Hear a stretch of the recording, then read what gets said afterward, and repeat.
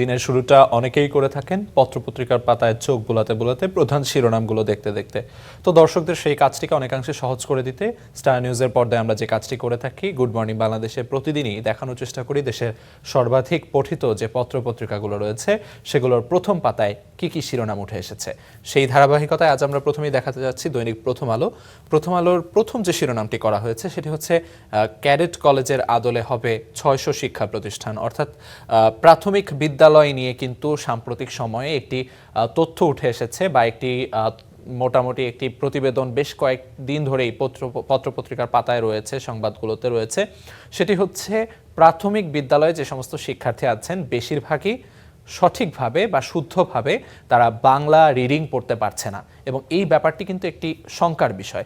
সেই শঙ্কার জায়গা থেকে আসলে শিক্ষা ব্যবস্থাকে ঢেলে সাজানো কিংবা শিক্ষা ব্যবস্থার কিছু পরিবর্তন আনার লক্ষ্যে শিক্ষা প্রতিষ্ঠানের যে ধরনের পরিবর্তন আনা যায় সেই পরিবর্তনগুলো আনার জন্য কিন্তু সরকারের পক্ষ থেকে উদ্যোগ নেওয়া হয়েছে, এবং সে উদ্যোগের অংশ হিসেবে যেমনটি বলা হচ্ছে ক্যাডেট কলেজের আদলে 600 শিক্ষা প্রতিষ্ঠান হবে, এবং সেখানে সরকারি পর্যায়ে আসলে সেন্টার অফ এক্সেলেন্স গড়ে তোলাই হবে এই উদ্যোগের মূল উদ্দেশ্য। যেমনটি আসলে প্রতিবেদনে কিন্তু বলা হচ্ছে দেশের মেধাবী শিক্ষার্থীদের জন্য উচ্চমানের শিক্ষার পরিবেশ তৈরি করা এবং সেইখান থেকে তাদের যে প্রতিভার বিকাশ, সেই প্রতিভার বিকাশটি সঠিকভাবে সঠিক গাইডেন্সের অধীনে এবং সঠিক যে দিক নির্দেশনা তার অধীনে সঠিকভাবে করে নেওয়া হবে, এমনটি কিন্তু আসলে প্রতিবেদনে বলা হচ্ছে। এবং সেই জায়গায় বিশেষজ্ঞদের অভিমত রয়েছে। সেখানে রাশেদা কে চৌধুরী, সাবেক তত্ত্বাবধায়ক সরকারের উপদেষ্টা, তার একটি অভিমত কিন্তু এখানেও তুলে ধরা হয়েছে যে কোথায় কতটি দরকার সেই ব্যাপারে একটি স্কুল ম্যাপিং কিন্তু জরুরি, এমন কথা বলা হচ্ছে। অর্থাৎ স্কুল ম্যাপিং বলতে যেমনটি আসলে যে কোনো বড় প্রকল্পের ক্ষেত্রে যেটি হয়, নানা অনিয়মে প্রকল্পগুলো মুখ থুবড়ে পড়ে।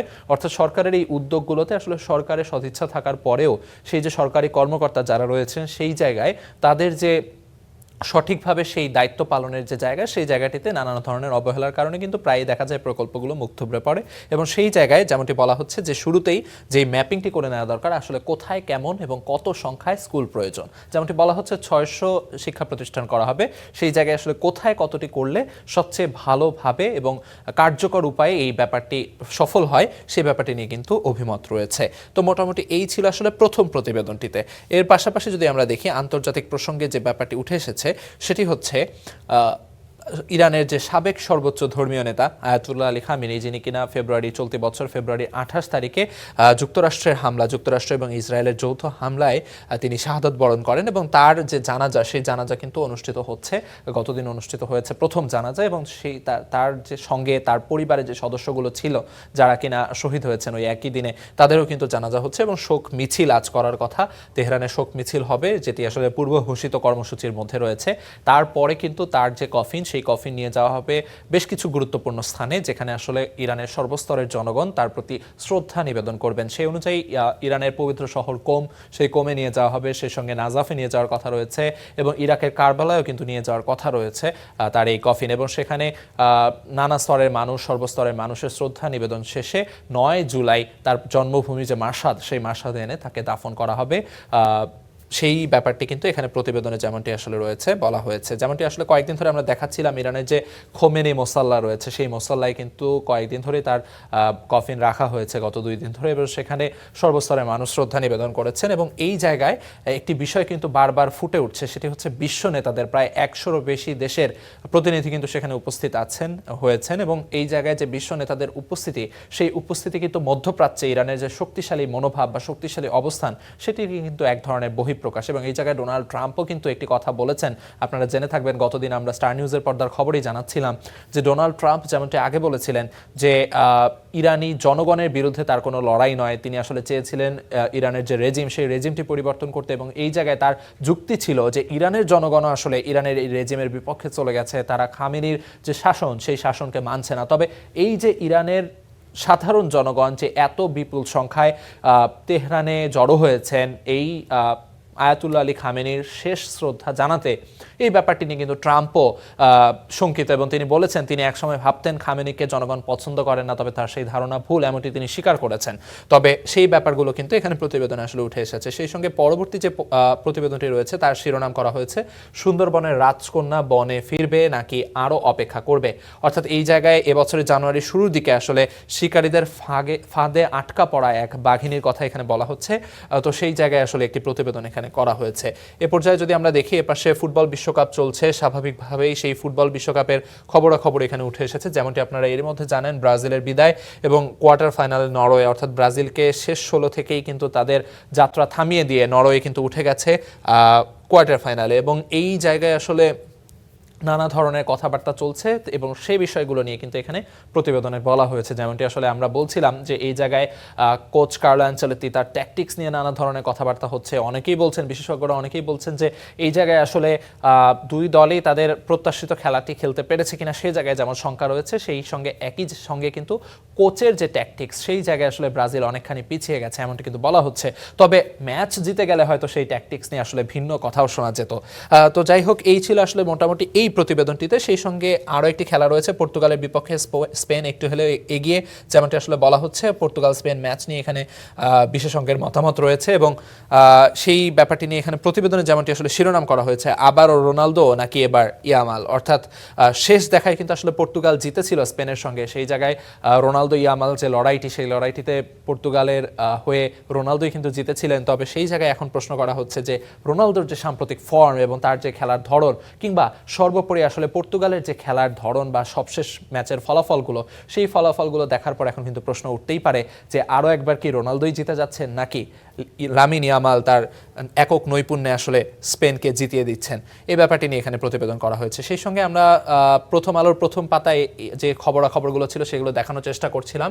এ পর্যায়ে আমরা একটু দেখে নিতে চাই দৈনিক সমকালের প্রথম পাতায় কি কি শিরোনাম রয়েছে, এবং সেখানে আসলে প্রথম শিরোনাম যেটি করা হয়েছে সেটি হচ্ছে বিশ্ববাজারে বন্ড ছেড়ে ঋণ নিতে চায় সরকার, অর্থাৎ ছোট আকারে ঋণ ইস্যু করার একটি চিন্তাভাবনা কিন্তু রয়েছে এবং সে বিষয়টি এখানে প্রতিবেদনে বলা হয়েছে। যেমনটি আসলে দর্শক দেখতে পাচ্ছেন, চীনের মুদ্রায় পান্ডা বন্ড ছাড়ার আলোচনা আগে একবার পরিকল্পনা করে শেষ পর্যন্ত সার্বভৌম বন্ড কিন্তু ইস্যু করেনি বাংলাদেশ, তবে এইবার সেই বন্ড ইস্যু করার একটি সম্ভাবনার কথা কিন্তু উঠে আসছে, তেমনটি আসলে এই প্রতিবেদনে দেখানো হচ্ছে। তবে এই জায়গায় যেমনটি আসলে বিশেষজ্ঞরা বলছেন যে বাংলাদেশ এই যে সিদ্ধান্তটি নিতে যাচ্ছে সেই জায়গাটিতে আসলে বেশ সতর্কতা এবং বিচক্ষণতার পরিচয় কিন্তু বাংলাদেশের দিতে হবে, যেমনটা আসলে অর্থনীতিবিদরা বলছিলেন। এবং এই জায়গায় সরকার যে প্রথমবারের মতো আন্তর্জাতিক বাজারে সার্বভৌম বন্ড ইস্যু করে ঋণ নিতে চাচ্ছে, এই ব্যাপারটিকে তারা অনেকাংশে ইতিবাচক হিসেবে দেখছেন। তবে সেই জায়গায় শঙ্কার জায়গাগুলো তারা উল্লেখ করে বিচক্ষণতার সঙ্গে ব্যাপারটি সামাল দিতে বলছেন। সেই সঙ্গে নতুন যে খবরাখবর রয়েছে সেখানে কিন্তু আরেকটি শিরোনাম দেখা যাচ্ছে, নতুন পে স্কেল একবারই বাস্তবায়ন করা হবে। এই জায়গায় পে স্কেল নিয়ে কিন্তু কয়েকদিন ধরে নানা রকম আলোচনা চলছে। বাজেট গেল, বাজেটের পর থেকে কিন্তু জুলাই মাসের শুরু থেকে নতুন পে স্কেলে সরকারি কর্মকর্তা কর্মচারী যারা রয়েছেন তাদের বেতন ভাতা চালু করার নির্দেশ দেওয়া হয়েছিল। এক পর্যায়ে বলা হয়েছিল ধাপে ধাপে করা হবে, জুলাই মাসে অর্ধেক, অর্থাৎ অর্ধেক বলতে বেতনের অংশটি চালু করা হবে এবং ভাতাগুলো মোটামুটি 1 বছর পরে পর্যায়ক্রমে চালু হবে। তো সেই জায়গাটি থেকে সরে এসে এখন আবার বলা হচ্ছে যে নতুন পে স্কেল একবারই বাস্তবায়ন করা হবে এবং সেই বিষয়টি এখানে প্রতিবেদনের শিরোনাম করা হয়েছে। সেই সঙ্গে আরও একটি খবর এখানে উঠে এসেছে, পুলিশের 33 বড় কর্মকর্তাকে অবসরে পাঠালো সরকার। এখানে কিন্তু যেমনটি আপনারা জানেন 14 জনের মতো ডিআইজি রয়েছেন এবং 18 জনের মতো অ্যাডিশনাল ডিআইজি রয়েছেন। আসলে তাদেরকে বাধ্যতামূলক অবসরে পাঠানো হয়েছে, এ ব্যাপারটি এখানে শিরোনাম করা হয়েছে। সেই সঙ্গে যেমনটি আসলে আমরা দৈনিক প্রথম আলোতে দেখছিলাম, ইরানের জনগণ খামেনির যে জানা যায় লাখো মানুষের ঢল, এবং সেই ব্যাপারটি নিয়ে এখানে প্রতিবেদন করা হয়েছে। যেমনটি আসলে আমরা প্রথম আলোতেও বলছিলাম যে এই যে এত মানুষের ঢল খামেনির যে শেষ শ্রদ্ধা জানানোতে, সে ব্যাপারটি কিন্তু আসলে মধ্যপ্রাচ্যের রাজনীতিতে এক নতুন দিনের নির্দেশনা দিচ্ছে এবং ইরানের শক্তিমত্তার একটি বহিঃপ্রকাশ। তো সেই ব্যাপারগুলো এখানে প্রতিবেদনে রয়েছে। সেই সঙ্গে আরেকটি খবর আমরা দেখতে পাচ্ছি, সেখানে শিরোনাম করা হয়েছে আমানতে আপ্যায়ন ব্যয় 4 কোটি টাকা, অর্থাৎ বাংলাদেশ কমার্স ব্যাংকের একটি বিষয় নিয়ে এখানে প্রতিবেদন করা হয়েছে এবং সেই ব্যাপারটি যদি আমরা এখানে দেখতে চাই, যেমনটি আসলে বলা হচ্ছে যে বাংলাদেশ ব্যাংকের যে বাজেট পরবর্তী নানা ধরনের আর্থিক যে প্রতিবেদনগুলো থাকে সেই প্রতিবেদনগুলো নিয়ে এখানে কিন্তু যেমনটি বলা হয়েছে যে আর্থিক সংকটে আমানত ফেরত দিতে পারছে না বাংলাদেশ কমার্স ব্যাংক এবং উৎসে করের টাকা এনবিআরকে না দিয়ে খরচ করে ফেলছে, এবং এই জায়গায় আপ্যায়ন ব্যয়ের একটি বিষয় তারা তুলে এনেছে যে আপ্যায়ন ব্যয় বাবদ তাদের খরচ হয়ে যাচ্ছে প্রায় 4 কোটি টাকা। সেই ব্যাপারটি এখানে প্রতিবেদনে বলা হয়েছে। তো ব্রাজিলের যে ম্যাচ এবং সেই ম্যাচ ঘিরে সেই সঙ্গে তার আগের ম্যাচ অর্থাৎ ফ্রান্সের প্যারাগুয়ের সঙ্গে যে খেলা, সেই খেলাগুলো নিয়ে কিন্তু এখানে প্রতিবেদন করা হয়েছে বিশ্বকাপ ফুটবলের খবর হিসেবে। সেই সঙ্গে ডালাসে ইউরোপিয়ান ক্লাসিকো, এখানে যে ব্যাপারটি সেটি হচ্ছে স্পেন এবং পর্তুগালের যে খেলা, সেই খেলাটি নিয়ে কিন্তু এখানে প্রতিবেদন করা হয়েছে। স্পেন এবং পর্তুগালের খেলার বাইরে গিয়েও কিন্তু দীর্ঘ এক সাংস্কৃতিক ইতিহাস রয়েছে। সেই ইতিহাসের কারণে কিন্তু এই ম্যাচ নিয়ে স্বাভাবিকভাবেই পুরো ইউরোপ তো বটেই, সেই সঙ্গে পুরো বিশ্বেরই নজর কিন্তু থাকবে সেখানে। গ্রেট ক্রিস্টিয়ানো রোনালদো তিনি মুখোমুখি হবেন নতুন দিনের প্রতিভা সেনসেশন লামিন ইয়ামালের সঙ্গে, এবং সেখানে আসলে কেমন ম্যাচ হতে যাচ্ছে সেটি নিয়ে কিন্তু নানা ধরনের জল্পনা কল্পনা রয়েছে। একপেশেভাবে কোনো দল জিতে যাবে এমন সংখ্যা কিন্তু মোটেও নেই, সেখানে হাড্ডাহাড্ডি লড়াই হতে যাচ্ছে। সে ব্যাপারগুলোই আসলে এখানে প্রতিবেদনে বলা হয়েছে। এ পর্যায়ে যদি আমরা দৈনিক যুগান্তর দেখতে চাই, দৈনিক যুগান্তরের প্রথম পাতায় কি কি শিরোনাম রয়েছে তা আপনাদের জানিয়ে দিব। সেখানে প্রথম শিরোনাম যেটি করা হয়েছে সেটি হচ্ছে বিএনপি সহ সব দল সোচ্চার, বিচারের কাঠগড়ায় আওয়ামী লীগও। অর্থাৎ যেমনটি আসলে বলা হচ্ছিল, কয়েকদিন ধরে আলোচনা চলছে এবং জুলাই শহীদদের স্মরণে সাম্প্রতিক সময়ে বাংলাদেশ চীন মৈত্রী সম্মেলন কেন্দ্রে স্বরাষ্ট্রমন্ত্রীর যে বক্তব্য, সেই বক্তব্যে তিনি যেমনটি বলেছেন যে দল হিসেবে আওয়ামী লীগের বিচার নিশ্চিত করা হবে, তিনি সেই আশ্বাস দিয়েছেন। এবং এই ব্যাপারটিতে, এই একটি ব্যাপারটিতে কিন্তু বাংলাদেশের সমস্ত রাজনৈতিক দল আসলে একমত রয়েছেন, এবং একমত রয়েছেন বলতে নানা ইস্যুতে হয়তো বিরোধী দল অর্থাৎ 11 দলীয় জোট এবং সেই সঙ্গে বিএনপি জোটের নানা ধরনের হয়তো অসামঞ্জস্য কিংবা বিরোধ থাকতে পারে, তবে ফ্যাসিবাদ বিরোধী এবং জুলাই অভ্যুত্থানের পরবর্তীতে যে জুলাই হত্যাযজ্ঞ, সেই জায়গায় যে আসলে আওয়ামী লীগের যে ভূমিকা, সেই ভূমিকা নিয়ে কিন্তু তাদের মধ্যে কোনো বিরোধ নেই এবং আওয়ামী লীগের বিচার করতে হবে, এই ব্যাপারটিতে কিন্তু তারা সবাই একমত রয়েছে। তো সেই বিষয়টি এখানে প্রতিবেদনে রয়েছে বা প্রতিবেদন করা হয়েছে। সেই সঙ্গে জুলাই মাস চলছে, সেই জুলাই মাসের 24 জুলাই আজকের এই দিনের যে উল্লেখযোগ্য ঘটনা, সেই ঘটনাগুলো কিন্তু এই পত্রিকা তুলে ধরার চেষ্টা করছে এবং সেখানে শিরোনাম করা হয়েছে বাংলা ব্লকেটে রাজপথ দখলে নেয় শিক্ষার্থীরা। অর্থাৎ এই দিনে, জুলাইয়ের এই দিনে কিন্তু বাংলা ব্লকেট শুরু হয়েছিল এবং সেই জায়গায় ফেসবুকে নানা ধরনের যে ট্রেন্ড চলছিল, সেই জায়গায় প্রোফাইল পিকচার লাল করে দেওয়ার মাধ্যমে কিন্তু এক ধরনের সর্বস্তরের জনগণ যে আন্দোলনে সম্পৃক্ত বা একমত, সেই ব্যাপারটি কিন্তু উঠে আসে এবং সেই বিষয়গুলো এখানে প্রতিবেদনে উল্লেখ করা হয়েছে। সেই সঙ্গে যেমনটি আসলে অন্যান্য পত্রিকাতেও চলছে, ইরানের সাবেক সর্বোচ্চ ধর্মীয় নেতা আয়াতুল্লাহ আলী খামেনির জানাজা এবং সেই বিষয়টি এখানেও প্রতিবেদনে উঠে এসেছে, শিরোনাম করা হয়েছে।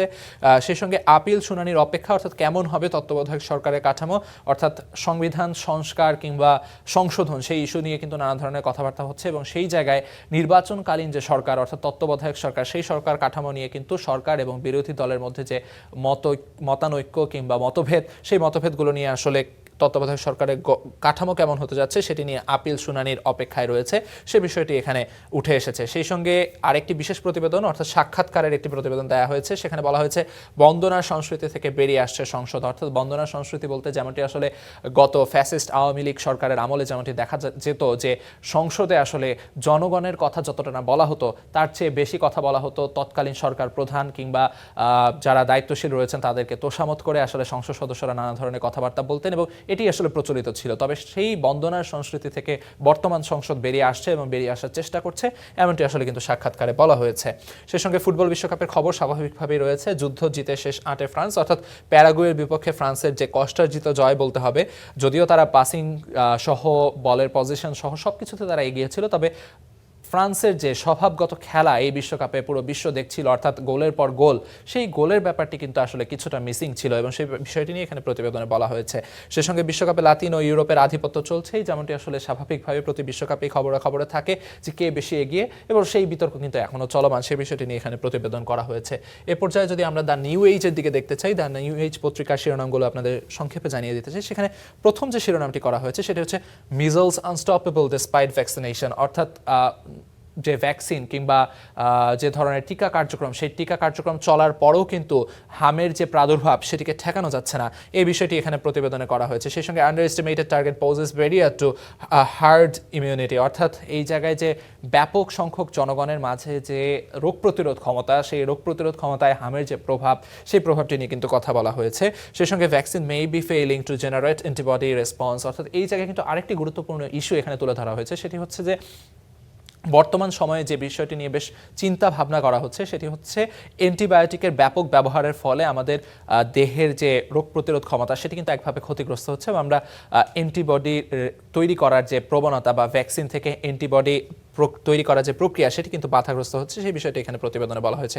সেই সঙ্গে যেমনটি আসলে অন্য পত্রিকাগুলোতে দেখছিলাম, পুলিশের 33 কর্মকর্তার বাধ্যতামূলক অবসর, সেটি এখানে প্রতিবেদন করা হয়েছে এবং শিরোনাম করা হয়েছে 14 DIGs 18 additional DIGs sent on forced retirement, অর্থাৎ বাধ্যতামূলক অবসরে যে 14 ডিআইজি এবং 18 এডিশনাল ডিআইজিকে পাঠানো হয়েছে সেটি আসলে বলা হয়েছে। সেই সঙ্গে tannery puts Dhaleshwari at stake in Savar, অর্থাৎ সরকারি একটি প্রতিবেদনের কথা এখানে শিরোনাম করা হয়েছে। সেই সঙ্গে আরেকটি প্রতিবেদন দেখা যাচ্ছে যেখানে বলা হয়েছে ICT scope of Awami League probe widens to cover earlier roles, অর্থাৎ আওয়ামী লীগ আমলের যে আইসিটি আইন, সেই আইসিটি আইন নিয়ে কিন্তু আসলে একটি তদন্ত প্রতিবেদন এবং সেটি কিন্তু নানা বিষয় উন্মোচন করছে এবং সেই জায়গায় বলা হচ্ছে যে formation of Baksal and Rakkhi Bahini closure news paper will be probed too, অর্থাৎ বাকশাল এবং রক্ষী বাহিনীর যে বিষয়টি সেটি নিয়েও কিন্তু তদন্ত করা হবে এমন কথা কিন্তু বলা হচ্ছে। সেই সঙ্গে government instructs no use of PM's image on official banners or hoardings, যেমনটি আসলে বলা হচ্ছিল যে আমরা আগের পত্রিকাতেও বলছিলাম যে তোষামত করা কিংবা বন্দনার সংস্কৃতি থেকে এই সংসদ সরে আসতে যাচ্ছে, তারই কিন্তু একটি প্রতিফলন এখানে দেখা যাচ্ছে। প্রধানমন্ত্রীর যে ছবি সেটি আসলে সরকারি ব্যানার পোস্টারে ব্যবহার না করার ব্যাপারে একটি আইন কিন্তু জারি করা হয়েছে বা একটি নির্দেশনা কিন্তু দেওয়া হয়েছে, সেই বিষয়টি এখানে প্রতিবেদন করা হয়েছে। সেই সঙ্গে friends to get special Hormuz treatment Iran, অর্থাৎ ইরানের পক্ষ থেকে মিত্র দেশগুলোর প্রতি হরমুজের বিষয়ে যে সিদ্ধান্ত আসতে যাচ্ছে সেটি নিয়ে প্রতিবেদন করা হয়েছে। সেই সঙ্গে আমরা সেই প্রথম আলোর খবরাখবর আপনাদের জানানোর সময় যেমনটি বলছিলাম যে ট্রাম্প কিন্তু খামেনির ব্যাপারে তার যে ভুল ধারণা সেটি তিনি বুঝতে পেরেছেন এমনটি তিনি দাবি করছেন। তেমন আসলে বলা হচ্ছে থট ইরানিয়ানস হেটেড খামেনি ট্রাম্প, অর্থাৎ ট্রাম্প যেমনটি বলেছেন যে তিনি ভেবেছিলেন ইরানি জনগণ আসলে খামেনিকে তেমন একটা ভালোবাসেন না, সেই ব্যাপারটি কিন্তু এখানে প্রতিবেদনে বলা হয়েছে। তো মোটামুটি দ্য নিউ এজ পত্রিকার এই শিরোনামগুলো জানানোর মাধ্যমে আপনাদের জানিয়ে দেওয়ার চেষ্টা করছিলাম আজকের যে দৈনিকগুলো রয়েছে সেই দৈনিকগুলোর প্রথম পাতায় কি কি শিরোনাম রয়েছে। তো ঘুরে ফিরে একই ধরনের খবর কিন্তু দেখা যাচ্ছে যে বিশ্বকাপ ফুটবল চলছে সেই খবর যেমন রয়েছে, ইরানে আয়াতুল্লাহ আলী খামেনির জানাজার খবরাখবর দেখতে পাচ্ছি আমরা। তো মোটামুটি এই ছিল আসলে দেশের সর্বাধিক পঠিত পত্রপত্রিকাগুলোর শিরোনাম। এ পর্যায়ে আমরা ফিরে যেতে চাই আমাদের মূল স্টুডিওতে, সেখানে আছেন আমাদের সহকর্মী রঞ্জু ইফতেখার।